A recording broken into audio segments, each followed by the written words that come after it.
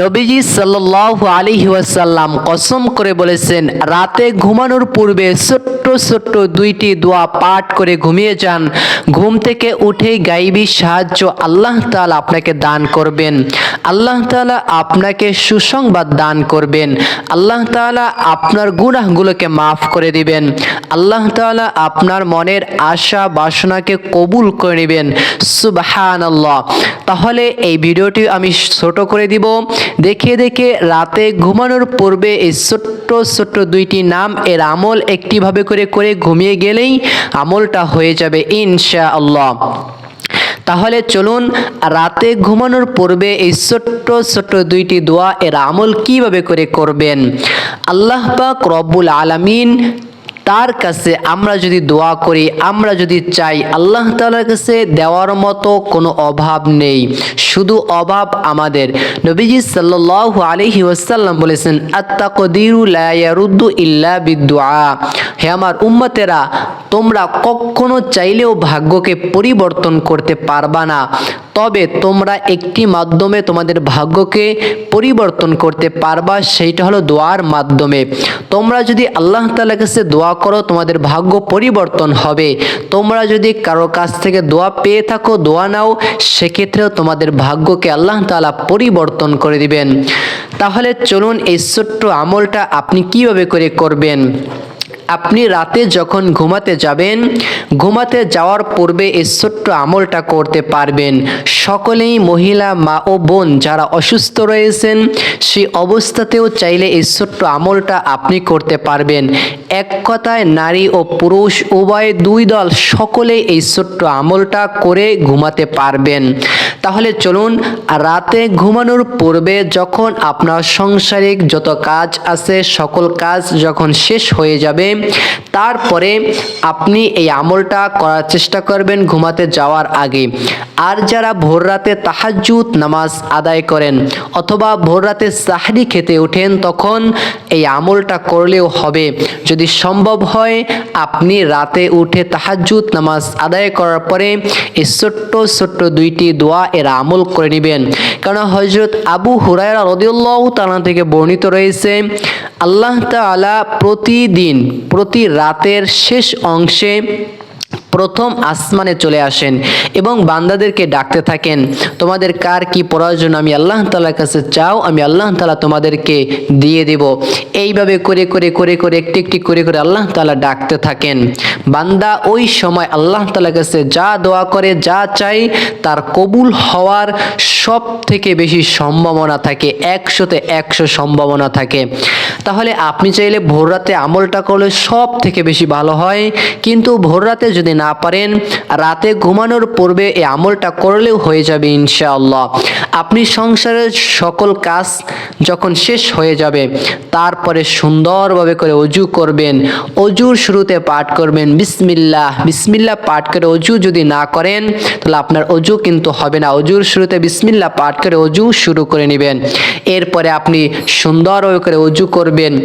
অজু শেষ করার পরে আকাশের দিকে তাকিয়ে পাঠ করবেন, আশহাদু আল্লা ইলাহা ইল্লাল্লাহু ওয়াহদাহু লা শারীকা লাহ ওয়া আশহাদু আন্না মুহাম্মাদান আবদুহু ওয়া রাসূলুহু। এই কালিমা শাহাদাতটা যদি আপনি পাঠ করেন, 7 আসমান 7 জমিনের দরজাগুলো আপনার জন্য খুলে যাবে। এমনকি জান্নাতের প্রতিটা দরজা আপনার জন্য আল্লাহ তাআলা খুলে দিবেন। আপনি যখনই মারা যাবেন, সঙ্গে সঙ্গে জান্নাতে প্রবেশ করতে পারবেন। সুবহানাল্লাহ। তাহলে এখন চলুন এই আমলটা আপনি কিভাবে করে করবেন। রাতে ঘুমানোর পূর্বে এই আমলটা করতে হবে। এই আমলটা করার পূর্বে 3টি বার দুরূদ শরীফ পাঠ করে নেবেন। সাল্লাল্লাহু আলাইহি ওয়াসাল্লাম, সাল্লাল্লাহু আলাইহি ওয়াসাল্লাম। দুরূদ শরীফের ভিতরে সব থেকে ছোট্ট দুরূদ সাল্লাল্লাহু আলাইহি ওয়াসাল্লাম। এই দুরূদটাকেও আপনি চাইলে পাঠ করতে পারেন, অথবা বড় দুরূদকেও আপনি চাইলে পাঠ করতে পারেন। বড় দুরূদ হলো সব থেকে শ্রেষ্ঠ দুরূদ, দুরূদ ইব্রাহিম। আল্লাহুম্মা সাল্লি আলা মুহাম্মাদ ওয়া আলা আলি মুহাম্মাদ কামা সাল্লাইতা আলা ইব্রাহিম ওয়া আলা আলি ইব্রাহিম ইন্নাকা হামিদুম মাজিদ আল্লাহুম্মা বারিক আলা মুহাম্মাদ ওয়া আলা আলি মুহাম্মাদ কামা বারাকতা আলা ইব্রাহিম ওয়া আলা আলি ইব্রাহিম ইন্নাকা হামিদুম মাজিদ। এই দুরূদটাকে চাইলে আপনি পাঠ করবেন 3টি বার। যদি 3টি বার দুরূদ শরীফ পাঠ করেন, আল্লাহ তাআলা আপনার আমলনামা থেকে 30টি গুনাহ কেটে দিবেন। 30টি বড় বড় আপদ বিপদ বালা মুসিবত দুঃখ কষ্টকে দূর করে দিবেন। 30টি হতাশা দূর হয়ে যাবে। 30টি নেকি আল্লাহ তাআলা আপনার আমলনামায় লিখে দিবেন। এই যে ব্যক্তি দুরূদ শরীফ পাঠ করে তাকে আল্লাহ তাআলা এইভাবে করে অনেক কিছু দান করে থাকেন, যদিও সেটা আমরা দেখি না। দুরূদ শরীফ এর আমল স্বয়ং আল্লাহ তাআলা নিজেও পাঠ করে থাকেন। আল্লাহ তাআলা বলেন, নিশ্চয়ই আমি আমার ফেরেশতাদেরকে নিয়ে আমি আমার নবীর প্রতি দুরূদ শরীফ পাঠ করি। হে ঈমানদারেরা, তোমরাও বেশি বেশি করে আমার নবীর প্রতি দুরূদ শরীফ পাঠ করো। 3 বার দুরূদ শরীফ পাঠ করার পরে এরপরে আপনি এই ছোট্ট ছোট্ট 2টি নাম পাঠ করে নেবেন। 1 নাম্বার হলো আল্লাহ, আল্লাহ নাম, আর দ্বিতীয় নামটি হলো সমাদুন, সমাদ, আল্লাহু সমাদ।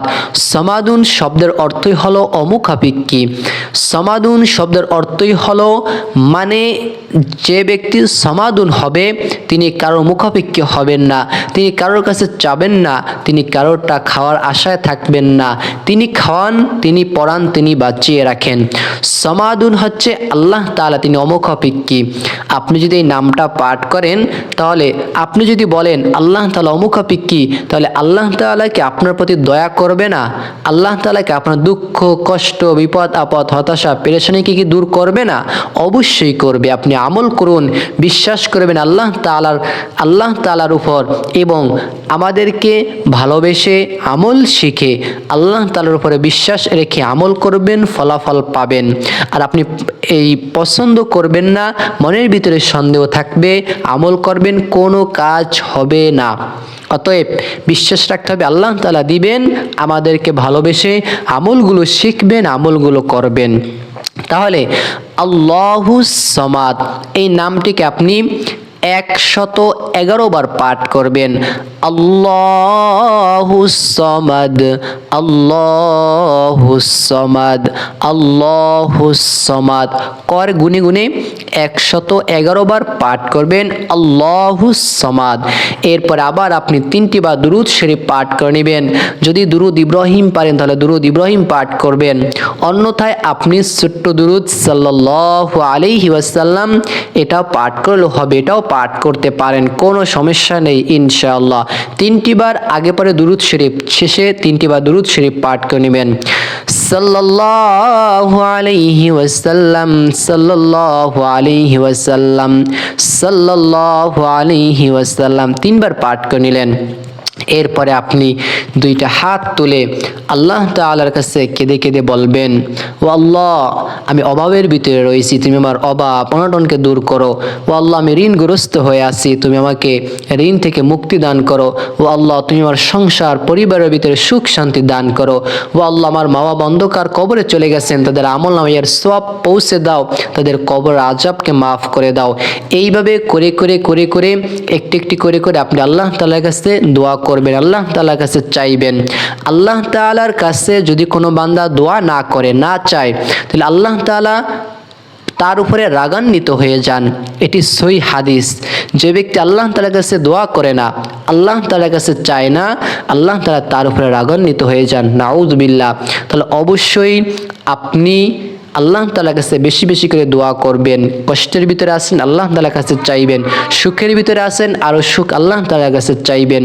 জীবনের যে অবস্থাতেই থাকেন সব সময় আল্লাহ তাআলাকে স্মরণ করবেন। তাহলে আমি আশা করতেছি আমলটি শিখতে পারলেন, জানতে পারলেন। ভালো থাকুন, সুস্থ থাকুন। রাতে ঘুমানোর পূর্বে আমলটি করে ঘুমিয়ে যান ইনশাআল্লাহ। আসসালামু আলাইকুম ওয়া রাহমাতুল্লাহ।